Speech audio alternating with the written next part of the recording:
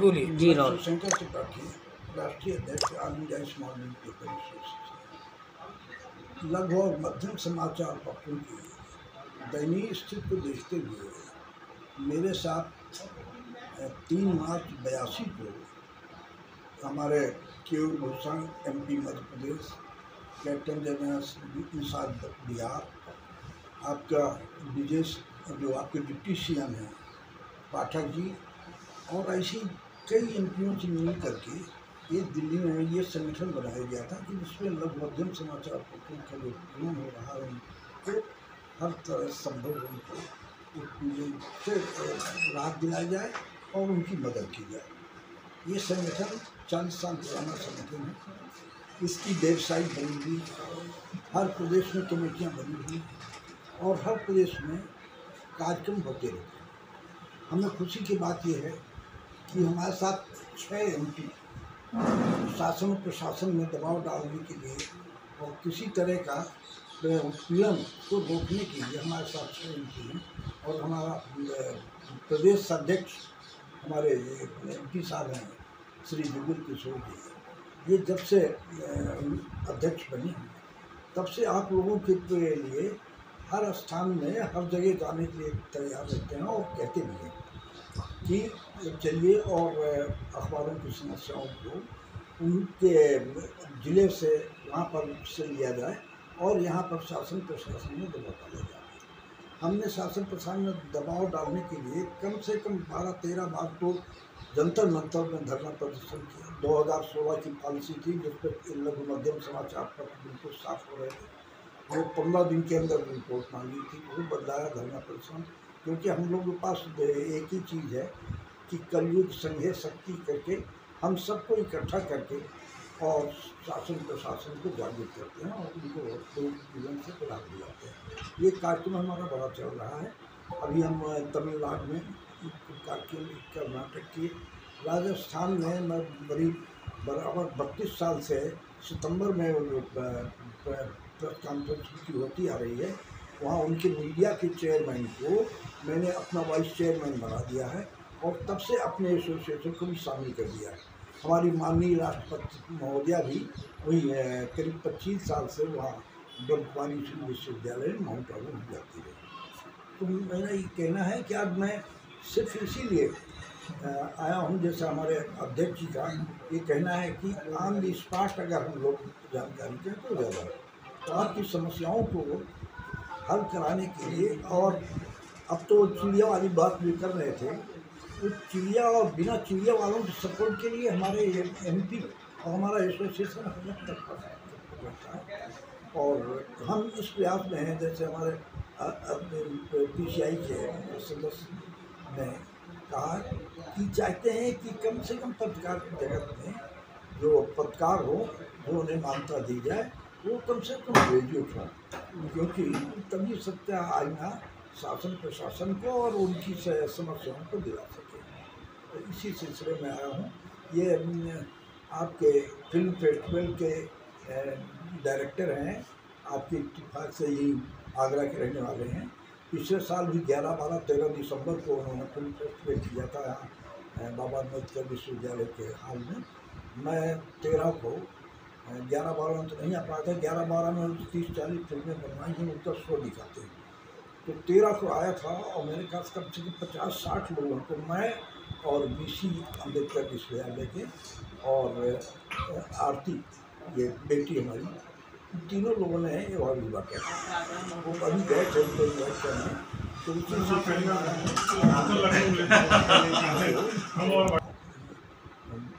विश्वविद्यालय हॉल पे ही किया है। तो वहाँ मैं मुझको बेटी को चीफ गेस्ट बनाया है और हम लोग सबको सम्मानित करने दिया है। जहाँ तक वो चिड़िया की बात कही, उस चिड़िया की काट तो हमारे सामने ही है। उससे बड़ी चिड़िया आपके सपोर्ट में उधर पे PCI की सदस्य और सदस्य कब जज होते हैं पूरे देश के मुकदमे सुनते हैं पत्रकारों की। मैं तो कहता हूँ सुप्रीम कोर्ट के बाद दूसरे नंबर के ही कोर्ट, क्योंकि वहाँ पूरे देश के मुकदमे सुने जाते हैं, हम सुन जाते हैं। और सौभाग्य से जो उनका अध्यक्ष होता है वो सुप्रीम कोर्ट का चीफ जस्टिस होते हैं। तो जब कोई फैसला किसी IAS यानी चीफ सेक्रेटरी तक, DGP तक को ये तलब कर सकते हैं, करते हैं, और उनके फैसले के बाद वो सुप्रीम कोर्ट में अगर जाते हैं तो सुप्रीम कोर्ट इन्हीं को पुनः मुकदमा वापस कर देता है, क्योंकि इस पे फैसले का निर्णय किसने लिया, अंतिम निर्णय chief justice, ex chief justice supreme court. तो हमें बड़ी खुशी है, आप सब लोग पत्रकार से मिल करके हमें बड़ी खुशी है। हम चाहते हैं कि ये एसोसिएशन जो आपका 40 साल पुराना संगठन है, आपके हित में 40 साल का पूरा इतिहास बना हुआ है, जिसके साथ समस्याओं को हल करने के लिए डिप्टी CM या हमारे जो 6 MP हैं, जो है भुवनेश्वर कालिता असम से हैं, तो सुषमा कुमार पटसानी बिहार से हैं, कैप्टन जयराम निषाद आपके बिहार से हैं, तो इसी तरह से महाराष्ट्र में नौकिया साहब।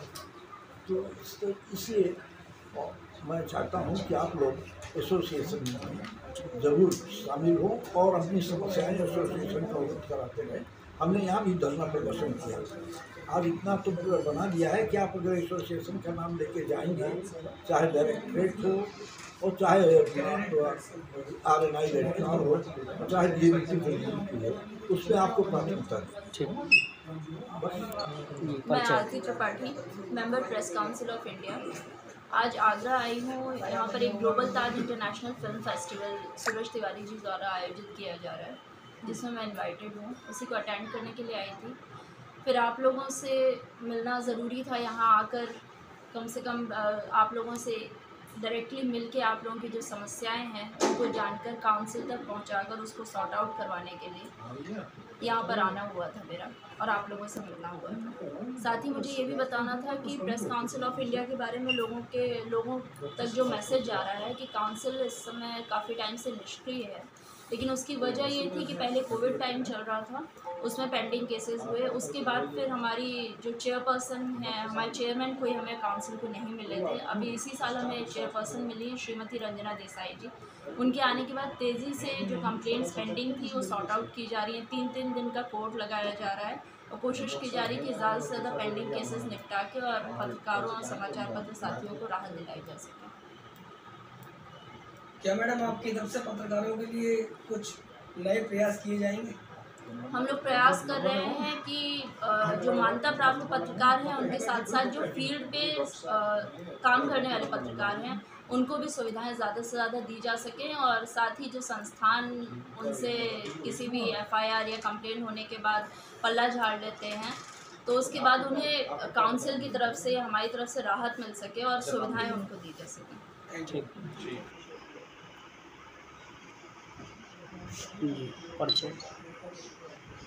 समय तो बताया। मैं जुगल किशोर,